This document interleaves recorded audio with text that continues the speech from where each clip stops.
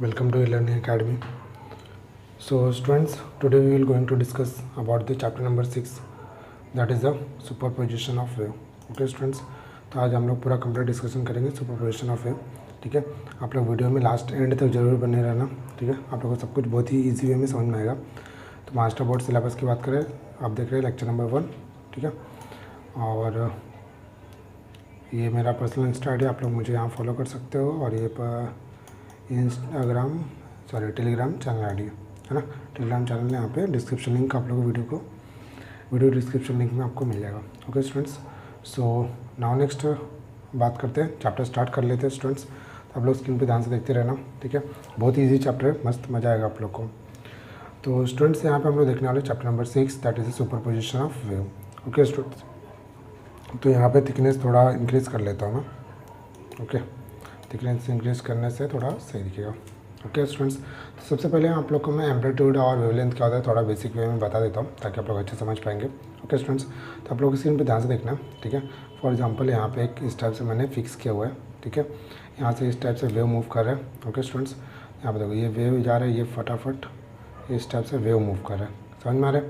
ठीक है, ध्यान से देखना स्टूडेंट्स, बहुत ईजी है. ठीक है, आप लोग बस ध्यान से देखते रहना वीडियो.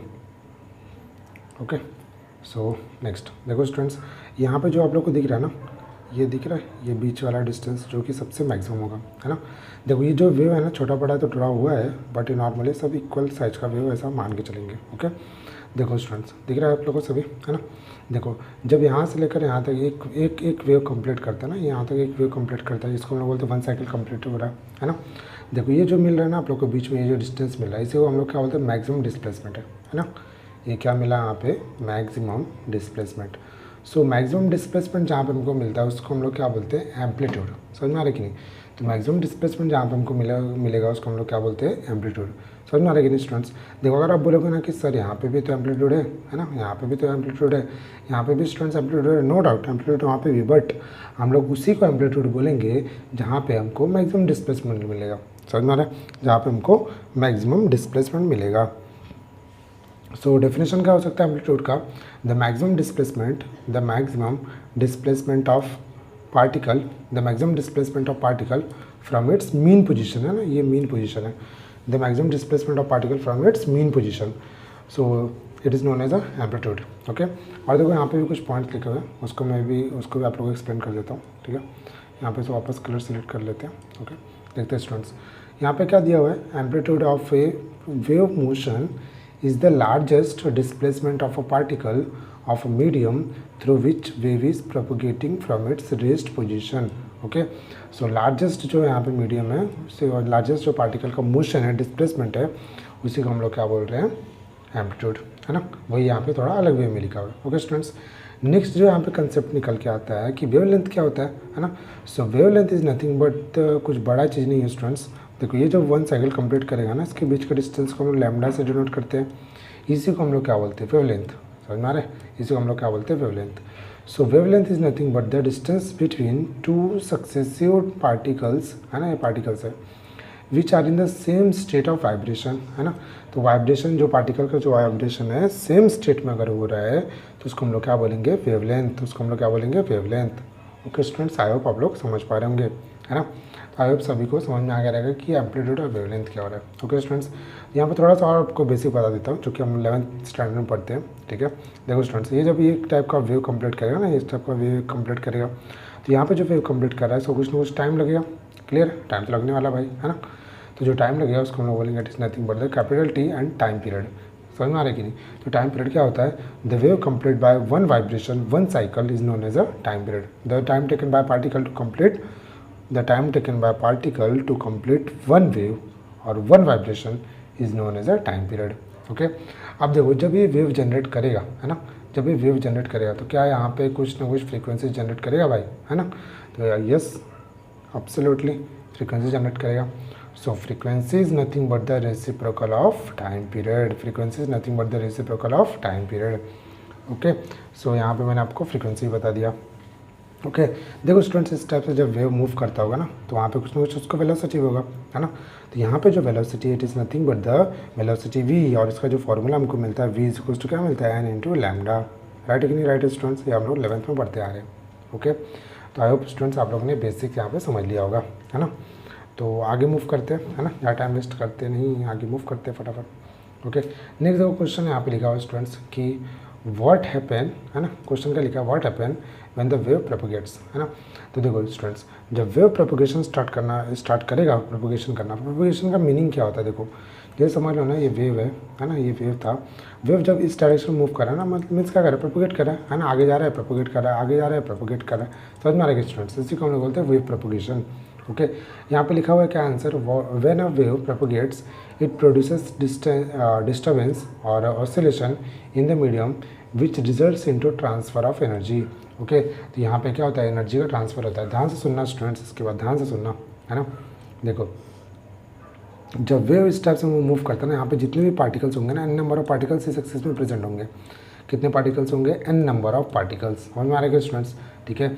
जब भी इस टाइप से जो वेव देख रहे हो ना आप लोग, इस टाइप से जो वेव देख रहे हो, जब भी वेव मूव करता है तो क्या वहाँ पे पार्टिकल भी मूव करता है, नहीं, कभी भी पार्टिकल मूव करता है क्या, नहीं मूव करता है, क्या मूव करता है, फिर उसका एनर्जी ट्रांसफर करता है, समझ में आ रहा है कि नहीं स्टूडेंट्स। तो यहाँ पे देखो फॉर एग्जांपल एक वेव यहाँ, सॉरी एक पार्टिकल यहाँ पे कंसिडर किया, देखो ये पार्टिकल अप गया फिर डाउन गया, है ना, अप गया फिर डाउन गया, इस टाइप से समझ लो ये अप जा रहा है ना, ये इस टाइप से अप जा रहा है, इस टाइप से अप जा रहा है, समझ में आ रहा है कि नहीं। तो ये क्या करता है, यहाँ पे इस टाइप से वाइब्रेशन करता है ना, जो पार्टिकल्स होते हैं वो लोग क्या करते हैं, वाइब्रेशन करते हैं, तो ये वेव इस टाइप से, देखो ये देख रहे हो, ये इस टाइप से वेव जनरेट करता है, इस टाइप से वेव जनरेट करता है। देखो ये पार्टिकल नीचे वाइब्रेट कर रहा है, पार्टिकल नीचे वाइब्रेट कर रहा है, समझ में आ रहा है कि नहीं स्टूडेंट्स, है ना। तो कभी भी ध्यान रखना, कभी भी कोई भी पार्टिकल खुद मोशन में नहीं आता है, समझ में आ रहा है कि नहीं। तो बोलोगे, आप बोलोगे कि सर फिर कौन मोशन में आता है। देखो स्टूडेंट्स, अगर पार्टिकल मोशन में नहीं आ रहा है, इसका मीनिंग क्या है कि जो पार्टिकल है ना, अपने सेल्फ डिस्टेंस पे क्या करता है, वाइब्रेट करता है, क्या करता है, वाइब्रेट करता है। कैसे वाइब्रेट करेगा, देखो ऑसिलेट करेगा, कैसे ऑसिलेट करेगा, देखो वाइब्रेशन को ही ऑसिलेशन भी बोलते हैं, हम लोग प्रीवियस वाले चैप्टर में हमने पढ़ा है ना, ठीक है। देखो ये पार्टिकल जब अप एंड डाउन ऐसे वाइब्रेशन होगा, ऐसा तो नहीं होगा ना भाई इधर घूम रहा है पार्टिकल यहाँ पे जाके अप एंड डाउन कर रहा है, ऐसा नहीं होगा, है ना। हमेशा कहाँ पे रहेगा, मीन पोजीशन पे रहेगा, मीन एक्सिस पे रहेगा, मीन पोजीशन पे रहेगा, समझ में आ रहा है कि नहीं। अगर मीन पोजीशन मीन एक्सिस से ये वाइब्रेट कर रहा है, इसका मीनिंग क्या है, इसका मीनिंग क्या है कि ये पार्टिकल क्या कर रहा है, वाइब्रेट कर रहा है, मोशन कर रहा है क्या, नहीं, सिर्फ ये जो पार्टिकल रहेगा अपने अपने एनर्जी को, अपने इंटेंसिटी को सेकंड वाले को ट्रांसफर करेगा, ये जो रहेगा सेकंड वाले को ट्रांसफर करेगा, समझ में आ रहा है कि नहीं। तो इस टाइप से यहाँ पे मोशन का कंसेप्ट हम समझ पा रहे हैं, okay, in the form of particle. Okay, समझ में आ रहा है कि नहीं स्टूडेंट्स। आप ध्यान से एक और कंसेप्ट देख लेना आप लोग। देखो ये ऑलरेडी हम लोगों ने लास्ट 5th चैप्टर में पढ़ा है, ठीक है। फॉर एग्जांपल अगर एक पार्टिकल है, particle up and down motion कर रहा है ना, अगर ये वेव में होता है तो कैसा मोशन करेगा, टू एंड फ्रो, है ना। अगर ये टू एंड फ्रो मोशन कर रहा है, इसका मीनिंग क्या है, जब भी कोई भी पार्टिकल अपने एक्सिस से up and down means extreme पे गया, देखो ये एक्सट्रीम है ना, ये सारे चैप्टर की बात कर रहा हूँ, ये मीन पोजीशन है, अगेन एक्सट्रीम पोजीशन है, बट ये पॉजिटिव एक्सट्रीम ले सकते हैं, इसको नेगेटिव एक्सट्रीम, समझ में आ रहा है कि स्टूडेंट्स। जब भी कोई भी पार्टिकल मीन पोजीशन से एक्सट्रीम पे जाए, एक्सट्रीम पोजीशन से मीन पे आए, फिर एक्सट्रीम पे जाए, फिर एक्सट्रीम से मीन पे आए, इस टाइप से अगर सेम रिपीट हो रहा है बार बार, इसका मीनिंग क्या परफॉर्म कर रहा है, वो SHM परफॉर्म कर रहा है स्टूडेंट्स। क्या परफॉर्म कर रहा है, SHM। आई होप आप लोगों को पता होगा फुल फॉर्म है SHM। इस SHM का फुल फॉर्म क्या होता है, simple harmonic motion. Okay students, I hope आप लोग समझ पा रहे होंगे, ठीक है स्टूडेंट्स। आई होप आप लोग इतना बेसिक्स क्लियर हो गया रहेगा। नाउ नेक्स्ट मूव करते हैं, है ना, आगे देखते हैं क्या लिखा हुआ है यहाँ पे। So what are the mechanical waves, क्या पूछ रहा है वो, मैकेनिकल वेव्स होता क्या है ना। ऑलरेडी हम लोग ने प्रीवियस वाले जो हम लोग ने वीडियोज़ थे, है ना, जैसे ऑसिलेशन वगैरह में मैंने आप लोग को बताया था, और 11th में आप लोगों ने बहुत ही बेस्ट वे में इसको स्टडी किया होगा। Okay, so what is a mechanical wave, let us understand. A mechanical wave is a disturbance produced in an elastic medium due to the periodic vibration of particles of a medium about their respective mean position। समझ में आ रहा है students. तो यहाँ पे क्या बोलता है कि जो भी मैकेनिकल वेव होता है, मैकेनिकल वेव क्या होता है, मैकेनिकल वेव यहाँ पे बेसिकली होता क्या है कि अपने पार्टिकल क्या करता है, मोशन में यहाँ पे वाइब्रेट कराता है, समझ में आ रहा है कि नहीं। जो क्या बोला है कि wave is disturbance produced in elastic medium. तो जो भी डिस्टर्बेंस होगा, देखो समझ लो पार्टिकल है, जो डिस्टर्बेंस होगा, कैसा डिस्टर्बेंस होता है, इलास्टिक मीडियम की बिहेवियर जैसा शो करता है, समझ में आ रहा है कि नहीं स्टूडेंट्स, इलास्टिक मीडियम की बिहेवियर की तरह शो करता है वो। Okay, now next one students, आगे मूव करेंगे तो यहाँ पे आप लोग को पता चलेगा कि नेक्स्ट जो पॉइंट यहाँ पे बोलता है, क्या बोलता है, in this process energy and momentum are transferred from one particle to another. ये ऑलरेडी मैंने आप लोग को एक्सप्लेन किया कि इस प्रोसेस में क्या होता है, हमेशा कोई भी पार्टिकल मोशन करता है क्या, नहीं, तो फिर क्या यहाँ पर मूव करता है, सिर्फ उसका एनर्जी मूव करता है, सिर्फ उसका एनर्जी मूव करता है। समझ में आ रहा है कि नहीं स्टूडेंट्स? ठीक है, तो यहाँ पे सिर्फ क्या होता है, एनर्जी मूव करता है, उसका पार्टिकल मूव करता है क्या? नहीं, पार्टिकल क्या करता है, फिर अपने सेल्फ पोजीशन पे क्या करता है, वाइब्रेट करता है, अपने सेल्फ पोजीशन पे क्या करता है स्टूडेंट्स, वाइब्रेट करता है। ओके, तो इस टाइप से यहाँ पे मूव करता है। Okay, now next third point की अगर बात करेंगे, थर्ड पॉइंट यहाँ पे क्या हो रहा है, दस अ वेव कैरियर्स और transfer energy from one point two another, but there is no transfer of matter or particle of medium in which the wave is traveling। Okay students, already मैंने explain किया हुआ है ना, बता दिया आप लोग को। नाउ नेक्स्ट स्टूडेंट्स और आगे बात कर लेते हैं, और आगे इसमें क्या कंसेप्ट की बात कर रहा है। ओके, तो नेक्स्ट यहाँ पे देखते हैं what are the electromagnetic waves. Okay, so electromagnetic wave क्या होता है मैं बताता हूँ आप लोग को।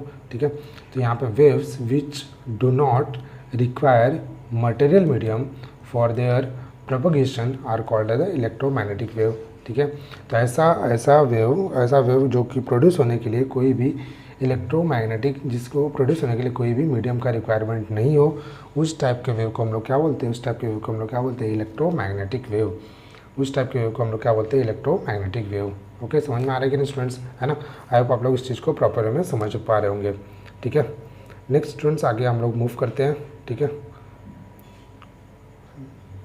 नेक्स्ट आगे मूव करते हैं। यहीं पे अगर आप लोग नेक्स्ट क्वेश्चन देखेंगे, नेक्स्ट क्वेश्चन में क्या बोलता है, how are mechanical waves different from the electromagnetic waves, है ना? तो आप लोग को ये पहले पता भी रहेगा। ठीक है, तो मैं आप लोग को एक्सप्लेन कर देता हूँ कि इलेक्ट्रोमैग्नेटिक वेव और मैकेनिकल वेव में बेसिकली क्या डिफरेंस है ना? तो देखो स्टूडेंट्स, बहुत ही सिंपल है, इस चीज़ को आप लोगों को समझना रहेगा, तो बहुत ज़्यादा टफ नहीं है। यहाँ पे मैं आप लोग को बता देता हूँ। देखो यहाँ पे जो हमारे पास नेक्स्ट जो पॉइंट है आंसर में क्या बोलता है कि mechanical waves require material medium for their propagation. Okay, whereas electromagnetic waves do not require any material medium for their propagation, okay. Now next students आगे मूव करते हैं। जब हम लोग यहाँ पे आगे देखने जाएंगे तो हम लोग क्या पता चलेगा कि mechanical waves are require material medium, जैसे आप लोग को पता भी होगा, है ना? बट जो उसका प्रोपगेशन होता है, जो उसका प्रोपगेशन मतलब समझते हैं ना स्टूडेंट्स, आगे मूव जो कर रहा है, जो उसका प्रोपगेशन होता है, जहाँ पे इलेक्ट्रोमैग्नेटिक वेव्स की बात करोगे तो वहाँ पे कोई मीडियम का रिक्वायरमेंट होता है, नहीं रिक्वायरमेंट होता है, समझ में आ रहा है कि नहीं स्टूडेंट्स? बट अगर वहीं पे मैकेनिकल वेव है तो वहाँ पे मटेरियल मीडियम का रिक्वायरमेंट होगा। ओके स्टूडेंट्स, सो आगे मूव करते हैं और भी यहाँ पे कंसेप्ट देखते हैं कि और आगे क्या बोलना चाह रहा है यहाँ पे। ठीक है, तो स्टूडेंट्स यहाँ पे जब हम लोग आगे मूव करेंगे ना, जब यहाँ पे हम लोग आगे मूव करेंगे तो हम लोग को पता चलेगा कि नेक्स्ट क्वेश्चन में क्या पूछता है, what are the sound waves, है ना? ऑलरेडी हम लोग ने देखो स्टूडेंट्स, जितने भी यहाँ पे हम लोग कंसेप्ट पढ़ रहे हैं ना भाई, है ना, ये ऑलरेडी हम लोग ने 11th में ना बेसिक्स की बात कर रहा हूँ। अभी तक तो हम लोग ने चैप्टर स्टार्ट भी नहीं किया, अभी हम लोग ने क्या पढ़ रहे हैं, हम लोग सिर्फ बेसिक्स पढ़ रहे हैं, है ना? तो यहाँ पे जितने भी पॉइंट्स के साथ मैं डिस्कशन कर रहा हूँ आप लोग के साथ में, सभी के सभी कैसे बेसिक्स पॉइंट्स है। आप लोग को पता भी चल रहा होगा अगर आप लोग ने 11th में थोड़ा सा ढंग से स्टडी किया होगा तो। ओके स्टूडेंट्स, तो और आगे मूव करते हैं, यहाँ पे देखते हैं और क्या यहाँ पे बोलना चाह रहा है। ठीक है, तो साउंड के बारे में क्या बोलता है, sound wave is a pressure wave consisting of compression and rarefaction travelling along the direction of propagation of wave, है ना स्टूडेंट्स? आप लोगों को पता होगा कंप्रेशन कैसा, देखो जब सभी पार्टिकल्स के पास में होंगे कंप्रेशन, जब वही पार्टिकल्स दूर दूर है तो क्या होगा, रेयर फ्रैक्शन। तो इस टाइप से कंप्रेशन रेयर फ्रैक्शन करके यहाँ पे लॉन्जिट्यूडनल वेव फॉर्म करता है, समझ में आ रहा है कि नहीं स्टूडेंट्स? तो मैं उसी लॉन्जिट्यूडनल वेव की बात कर रहा हूँ यहाँ पे, मैं उसी लॉन्जिट्यूडनल वेव की यहाँ पे बात कर रहा हूँ। ओके स्टूडेंट्स, आई होप आप लोग समझ पा रहे होंगे। ठीक है, नेक्स्ट देखो स्टूडेंट्स, और भी यहाँ पे कुछ पॉइंट्स बोल रहा है। पॉइंट्स में क्या बोल रहा है, sound wave is also longitudinal wave. Sound wave को और क्या बोलता है कि it is nothing but the longitudinal wave also. Next यहाँ पे स्टूडेंट्स देखो और क्या बोलते हैं यहाँ पे, it is a type of mechanical wave, है ना? तो अगेन मटेरियल मीडियम का रिक्वायरमेंट है तो क्या बन गया, mechanical wave, which exhibit various phenomena like echo, reverberation and the Doppler's effect of waves. Already हमने 11th में पूरा डिटेल में स्टडी किया, है ना? अगर नहीं आप लोग को याद है तो आप लोग को वीडियोस देख लेना है 11th फिजिक्स प्लेलिस्ट में जाकर। ओके, नेक्स्ट स्टूडेंट्स आगे मूव करते हैं। अब यहाँ से थोड़ा थोड़ा हम लोग चैप्टर के अंदर एंटर कर रहे हैं, ठीक है। सबसे पहले समझते हैं कि what is a wave. Wave is nothing but the disturbance of particle from there mean position और इक्विलिब्रियम पोजीशन, है ना। तो कोई भी पार्टिकल का डिस्टर्बेंस होगा कहाँ से, मीन पोजीशन और इक्विलिब्रियम पोजीशन से, तो उसी को हम लोग क्या बोल देंगे, वेव बोल देंगे, है ना। देखो स्टूडेंट्स से ऑलरेडी एक्सप्लेन किया कि पार्टिकल कभी भी अप एंड जाएगा तो एक्सट्रीम, और नीचे जाएगा तो नीचे वाला नेगेटिव एक्सट्रीम मिला तो नेगेटिव एक्सट्रीम ना पॉजिटिव एक्सट्रीम, है ना। स्टूडेंट्स ऑलरेडी एक्सप्लेन किया ना सब कुछ। तो यहाँ पे आप लोगों को दिख रहा है oscillating about the mean position, it is known as a SHM and it is a to and fro motion. Okay students, यहाँ पे देखो अगेन वही सेम सब कुछ एक्सप्लेन किया है कि पार्टिकल मूव करता है अप एंड डाउन। देखो जब पार्टिकल अब वाइब्रेशन करेगा ना, बट उसका जो प्रोपोगेशन है फॉरवर्ड डायरेक्शन होगा, है ना। तो यहाँ रिजल्ट क्या निकल के आता है कि only particle move and it's mean position in up and down, only energy transfer. Okay देखो स्टूडेंट्स, इस टाइप से ना वेव जनरेट करते हुए चले जाएगा, इस टाइप से वेव जनरेट करते हुए चले जाएगा, ठीक है। तो पार्टिकल डिस्टर्ब होता है, यहाँ पे सिर्फ पार्टिकल डिस्टर्ब होता है, ठीक है। Only particle perform SHM not a wave. तो यहाँ पे क्या कौन SHM परफॉर्म करता है, क्या वेव SHM परफॉर्म करता है? नहीं स्टूडेंट्स, क्या SHM परफॉर्म करता है? उसका पार्टिकल। कैसे पार्टिकल क्या करता है, अप एंड डाउन मूव करता है, to and fro motion show करता है ना। तो इस टाइप से हम लोग यहाँ पे इसको देख लिए। नेक्स्ट स्टूडेंट्स यहाँ पे और यहाँ पे डिस्कस कर लेता हूँ कि इलास्टिक क्या रहता है, इलास्टिक कैसे बोलते हैं हम लोग, और इलास्टिक का बेसिक मीनिंग क्या है कि कितना हम लोग उसको अपोज करने के लिए कोई फोर्स अप्लाई कर पा रहे हैं। ओके स्टूडेंट्स, आई होप आप लोग समझ पा रहे होंगे। नेक्स्ट यहाँ पे कंसेप्ट की देख लेते हैं, नेक्स्ट कंसेप्ट की बात करते हैं जो कि वेव मोशन। यहाँ से देखो स्टूडेंट्स, अब ना आप लोग का ओरिजिनल चैप्टर स्टार्ट हो गया, ठीक है। आप लोग उस वीडियो ध्यान से देखते रहना। सो वेव मोशन क्या होता है, a wave motion is a periodic in a medium which is propagated from one place to another with the finite speed. समझ में आ रहा है कि नहीं? एक जो वेव है ना, वेव मूव करता रहता है इन फाइनाइट स्पीड में, एक पॉइंट से दूसरे पॉइंट पे, और कैसा कैसा वो शो करता है बिहेवियर, पीरियोडिक। पीरियोडिक का मीनिंग क्या होता है, ऑसिलेटरी डिस्टर्बेंस, है ना।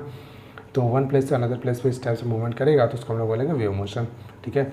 वेव पल्स क्या होगा, डिस्टर्बेंस कॉज लोकली और short duration of a time is called as a wave pulse, ठीक है।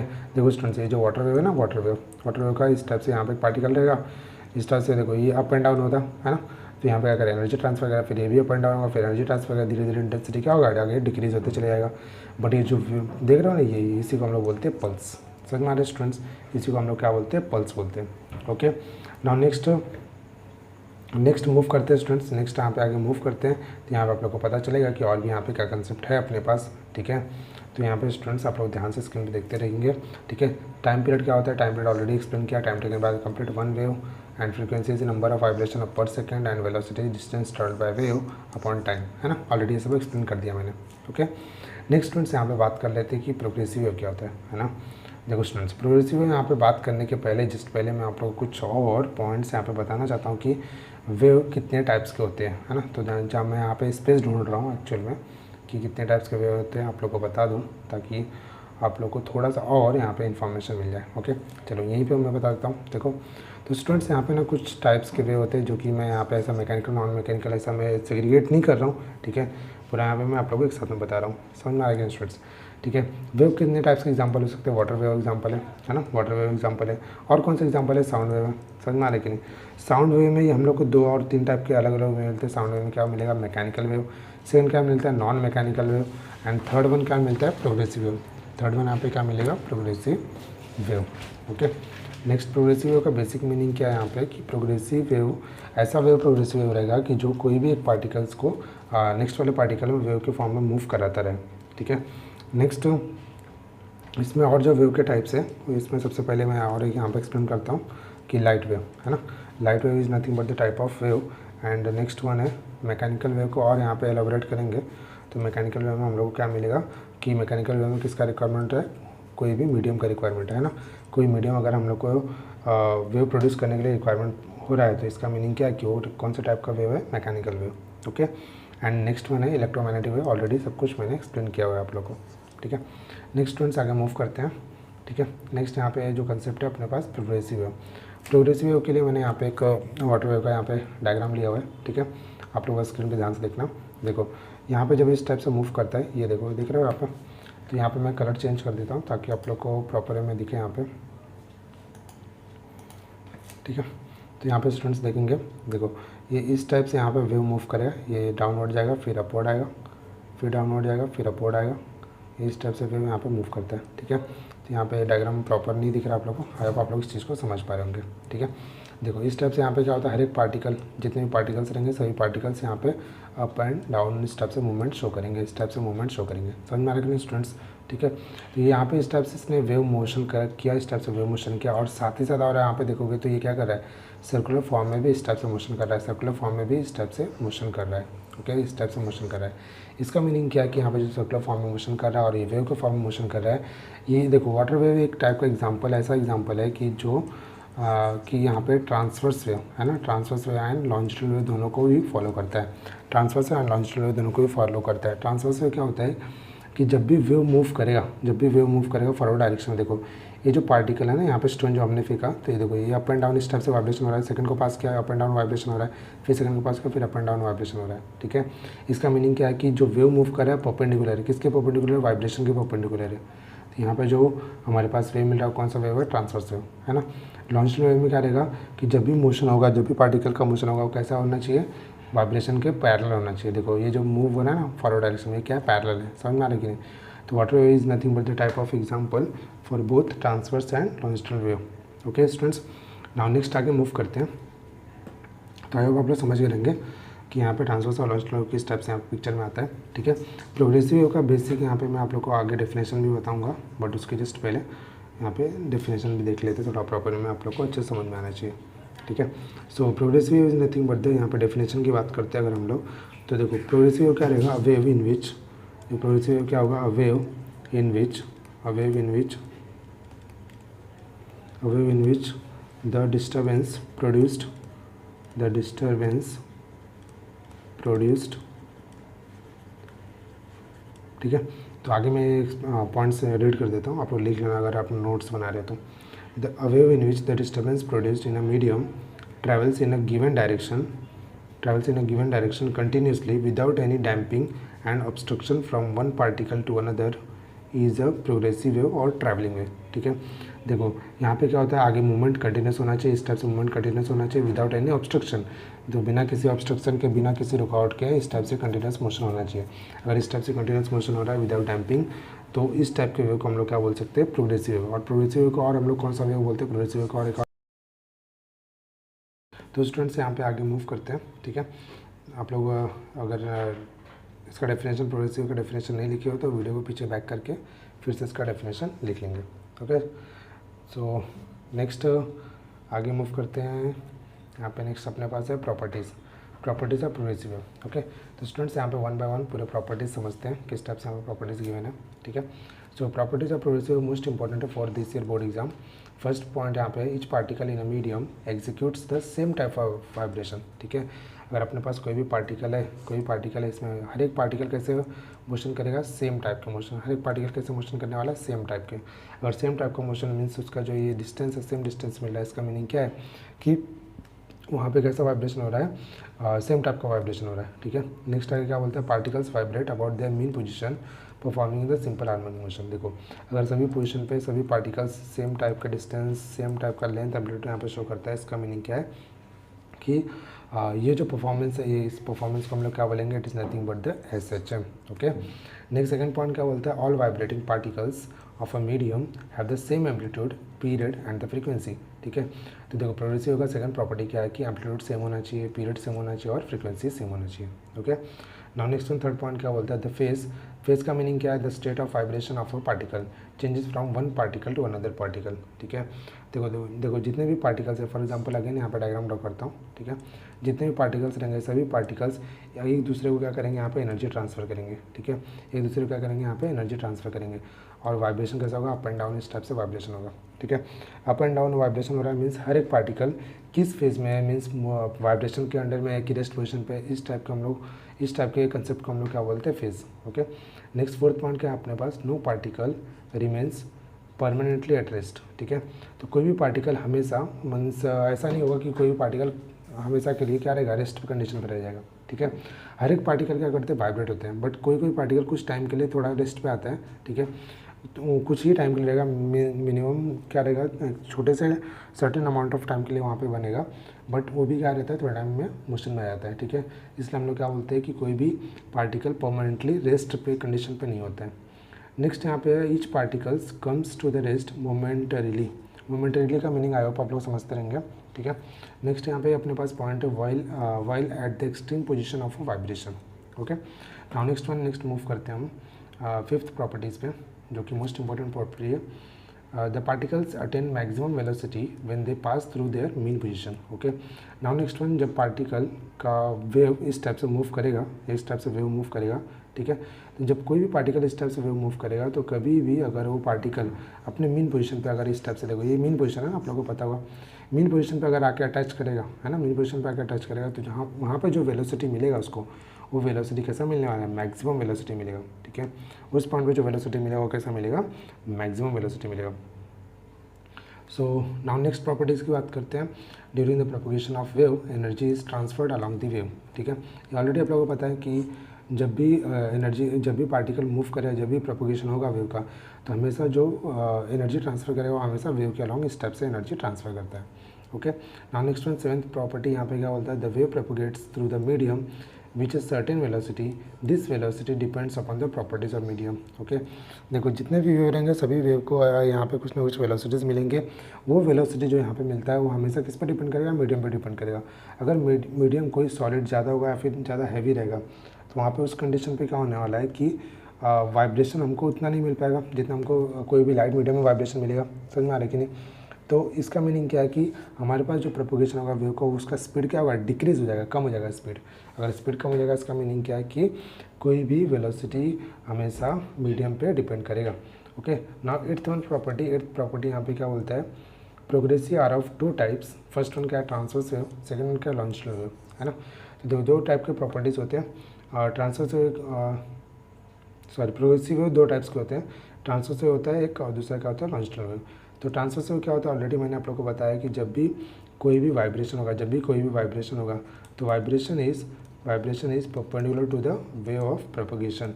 तो वहाँ पे जो हमको मिलेगा वेव, उसको हम लोग क्या बोलते हैं, ट्रांसवर्स वेव, ठीक है।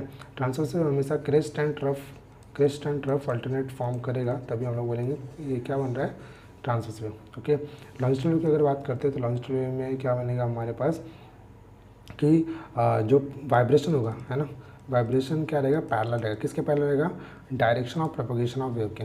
वाइब्रेशन अगर पैरेलल रहेगा direction of propagation of wave के, तो यहाँ पे जो हमारे पास इस टाइप से वेवलेंथ जो मिलेगा, हमारे पास जो प्रॉपर्टीज़ मिलती है वो प्रॉपर्टीज़ कैसे होते हैं, compression rarefaction, okay students, I hope आप लोग समझ पा रहे होंगे, ठीक है।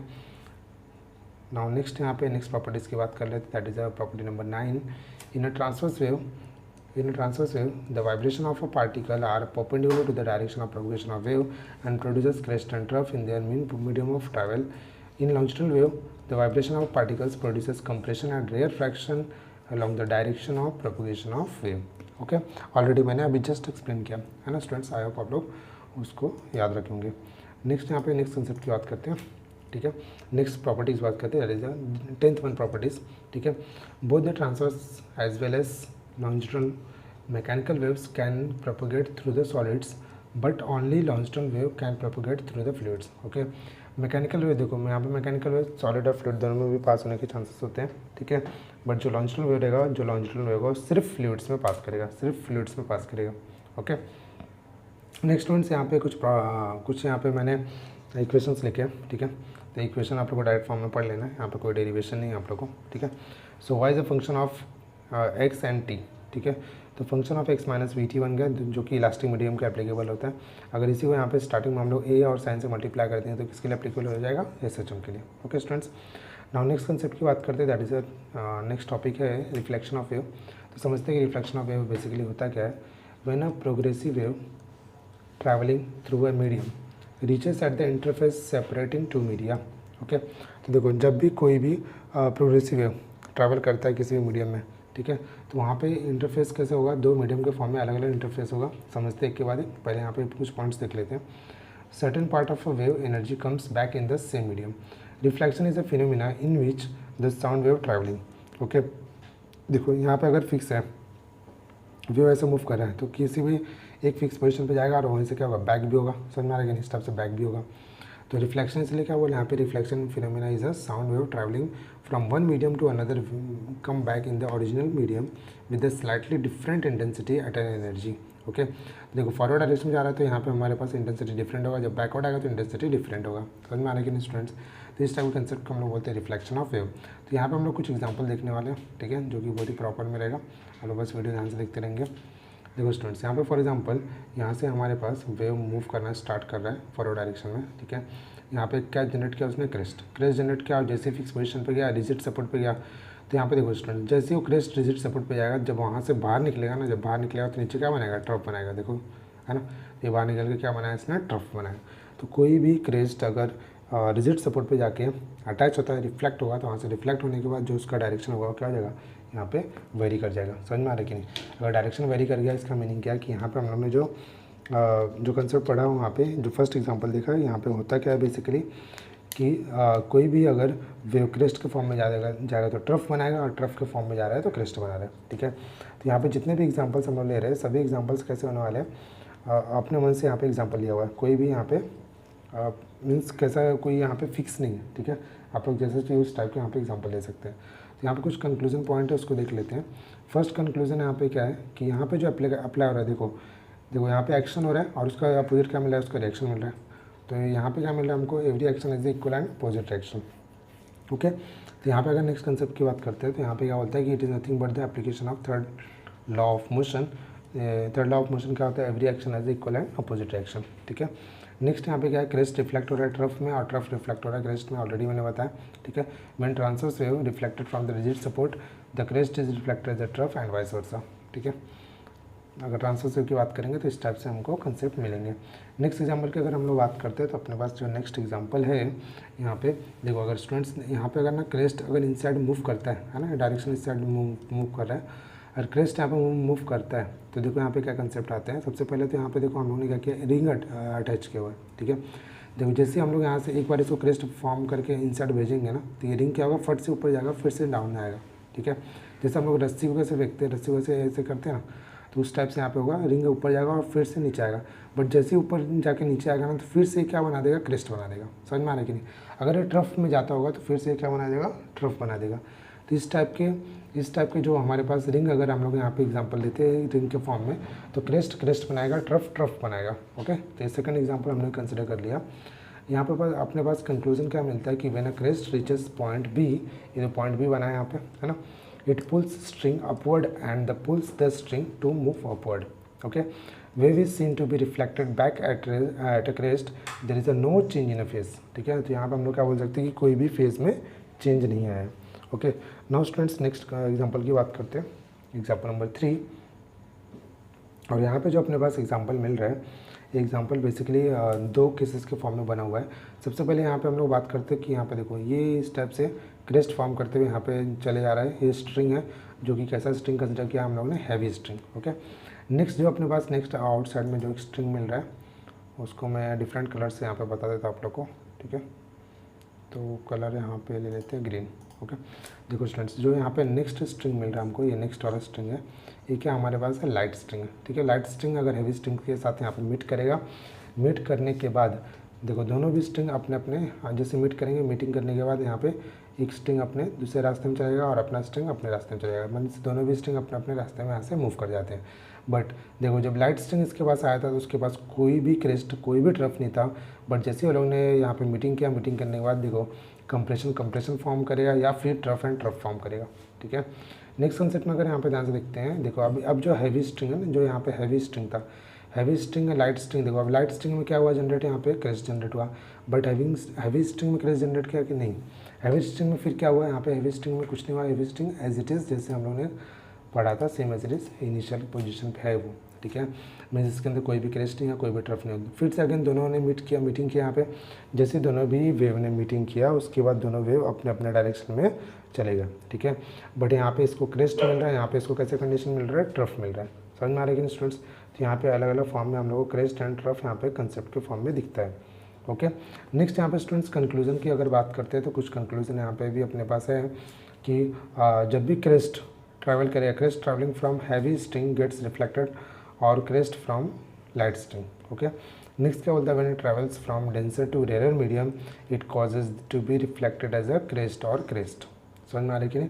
जब क्रेस्ट जाएगा रेयर से डेंसर मीडियम है, तो मीडियम जब चेंज करता है, देखो स्टूडेंट्स यहाँ पे जो मैंने हैवी और लाइट स्ट्रिंग के फॉर्म में पढ़ा, it is nothing but the heavy and denser and rare medium. Okay, तो यहाँ पे अपने पास कंप्रेशन और ट्रफ मिलेगा, और ट्रफ लेगा तो कंप्रेशन मिलेगा। ओके, नेक्स्ट वन से यहाँ पे कुछ कंसेप्ट है रिफ्लेक्शन ऑफ वेव को दो अलग अलग फॉर्म में यहाँ पे और थोड़ा ब्रीफ डिस्कशन कर लेते हैं यहाँ पे कि लॉन्जिट्यूडनल वेव यहाँ पे दो फॉर्म में मिलता है हमको। फर्स्ट है रेयर फ्रैक्शन, सेकंड है कंप्रेशन। रेयर फ्रैक्शन में हमेशा डेंसिटी क्या रहेगा अपने पास, लो रहेगा। ठीक है, रेयर फ्रैक्शन में हमेशा डेंसिटी क्या मिलेगा, लो डेंसिटी मिलेगा। ठीक है, बट वहीं पे अगर हम लोग कंप्रेशन की बात करते हैं तो वहाँ पे हमारे पास डेंसिटी जो मिलता है वो क्या मिलता है, हमेशा हाई डेंसिटी मिलता है। ठीक है, ऐसा क्यों होता है, बिकॉज ऑफ कंप्रेशन की बात करोगे तो सभी के सभी जो वेव पार्टिकल्स रहेंगे एकदम पास में होते हैं। अगर एकदम पास में रहेगा इसका मीनिंग क्या है कि डेंसिटी उसका क्या रहेगा, ज़्यादा रहेगा। क्यों ऐसा होता है, बिकॉज ऑफ प्रेशर इंक्रीज होता है। ठीक है, बट यहीं पे अगर हम लोग रेयर फ्रैक्शन की बात करते हैं तो वहाँ पे हमारे पास जो पार्टिकल्स होते हैं वो थोड़ा डिस्टेंस ज़्यादा रहते हैं उनके बीच में। अगर डिस्टेंस ज़्यादा इसका मीनिंग क्या है कि यहाँ पे अपने पास डिस्टेंस ज़्यादा, इसका मीनिंग क्या है कि प्रेशर क्या होता है, कम होता है, प्रेशर डिक्रीज होता है। और प्रेशर कम, इसका मीनिंग क्या है कि डेंसिटी क्या होगा, कम होगा density. Okay students, I hope आप लोग समझ गए रहेंगे। नेक्स्ट आगे यहाँ पे और डिस्कशन करते हैं। यहाँ पे when longitudinal wave travels from the rare medium to denser medium, तो कंप्रेशन किस में बनेगा, कंप्रेशन में। रेयर फ्रैक्शन कैसे रिफ्लेक्ट होगा, रेयर फ्रैक्शन में। ओके, देखो स्टूडेंट्स यहाँ पे इंसिडेंट लॉन्जिट्यूडनल वेव आ रहा है जो कि रेयर फ्रैक्शन में, बट जैसे रेयर फ्रैक्शन में यहाँ पे गया, समझ में आ रहा है कि नहीं, बैक वाला है ना, इसको पुश करेगा, बैक वाला पुश करेगा, सभी पार्टिकल्स एकदम पास में जाएंगे और जैसे रिजिड सपोर्ट पे आएंगे यहाँ पे क्या फॉर्म कर देंगे, कंप्रेशन। और वहीं से जैसे रिफ्लेक्ट होकर बैक निकलेंगे तो पहले कंप्रेशन होंगे, फिर से क्या मिलने लगेंगे, रेयर फ्रैक्शन। ओके स्टूडेंट्स, इस टाइप से हमारे पास लॉन्जिट्यूडनल वेव का कंसेप्ट निकल के आता है। नेक्स्ट अपने पास है लॉन्जिट्यूडनल वेव का नेक्स्ट जो कंसेप्ट है कि डेंसर मीडियम से रेयर मीडियम में किस टाइप से कंसेप्ट चेंज होता है। देखो स्टूडेंट्स, यहाँ पे कंप्रेशन है, कंप्रेशन आगे गया तो रिफ्लेक्शन हुआ, रिफ्लेक्शन के बाद क्या बन गया, रेयर फ्रैक्शन, है ना, रेयर फ्रैक्शन बन गया। बट रेयर फ्रैक्शन यहाँ पे रिफ्लेक्ट होने के बाद क्या बन गया, कंप्रेशन। समझ में आ रही कि नहीं, यहाँ पे कोई भी अपने पास कोई भी फिक्स्ड पोजीशन नहीं है अपने पास। ठीक है, सब कुछ जैसे भी जो भी मिल रहा है हमको वो कैसे है, नॉर्मल कंडीशन में। ठीक है, तो यहाँ पे इंसिडेंट में इस टाइप से आगे कंटिन्यूस मूव करते रहता है। ठीक है, यहाँ से जैसे बैक यहाँ पे देखो ये दिख रहा हो, ये रेयर मीडियम है, ये सब रेयर मीडियम में क्या रहेगा, पार्टिकल का डिस्टेंस ज़्यादा रहता है। ठीक है, तो यहाँ पे रेयर फ्रैक्शन निकला तो यहाँ से क्या निकलेगा, कंप्रेशन। रेयर फ्रैक्शन, कंप्रेशन, ये सब रिफ्लेक्टेड फॉर्म में हम लोग को बैक में यहाँ पे जाते हुए दिखेगा। ओके स्टूडेंट्स, आई होप आप लोग ने पूरे वीडियो कंसेप्ट में समझ गए रहेंगे। तो आई होप आप लोग को पूरा रिफ्लेक्शन ऑफ वेव पूरा अच्छे से समझ में आया रहेगा। अगर कुछ भी यहाँ पे कुछ भी डाउट है या फिर कुछ नोट्स आप लोगों नहीं प्रॉपर में बना पा रहे हो तो वीडियो को आप लोग बैक में जाएंगे या फिर वीडियो को स्टॉप करके प्रॉपर में नोट्स यहाँ पर रेडी करेंगे।